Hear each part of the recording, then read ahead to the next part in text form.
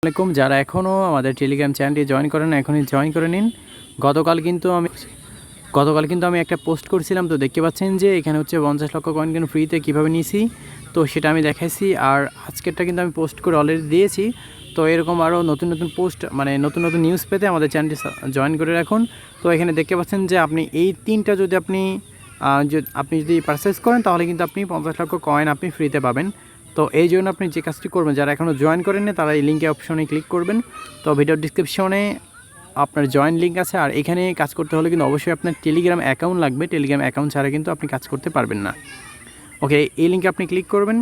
Click করার পরে আপনার বটে চলে আসবে। আপনি বটটা আপনার ওপেন হবে, হামস্টার কম্বাট ওপেন করার পর আপনি হচ্ছে মাইন অপশনে ক্লিক করবেন। মাইন অপশনে ক্লিক করার পর PR অ্যান্ড টিম অপশনে ক্লিক করে দিবেন। ক্লিক করে এখান থেকে আপনাকে যে কাজটি করতে হবে, আপনি এটা অ্যানেবল করে দিবেন। IT টিম আপনি এখান থেকে আপনি পারচেস করবেন। পারচেস করলাম। পারচেস করার পরে তারপরে এই সিও লেভেলটা আপনি 2 করবেন। এখান থেকে 2 করে দিচ্ছি। 2 করার পরে এখান থেকে দেখেন প্রোডাকশন টিম, এটা কিন্তু অন হয়ে গেছে। এটা আমি এখান থেকে পারচেস করে নিচ্ছি। এটা পারচেস করলাম। পারচেস করার পরে তো আপনি চলে যাবেন স্পেশাল অপশনে ক্লিক করবেন। স্পেশাল অপশনে ক্লিক করার পর নিউ কার্ড অপশনে ক্লিক করবেন। আপনি নিচের দিকে আসবেন। নিচের দিকে আসার পর এখান থেকে হচ্ছে ইউটিউব গোল্ড বাটন অপশন, এখান থেকে আপনি জয়েন বাটনে ক্লিক করবেন। আপনার ইউটিউবে নিয়ে যাবে। এখান থেকে ব্যাক চলে আসবেন।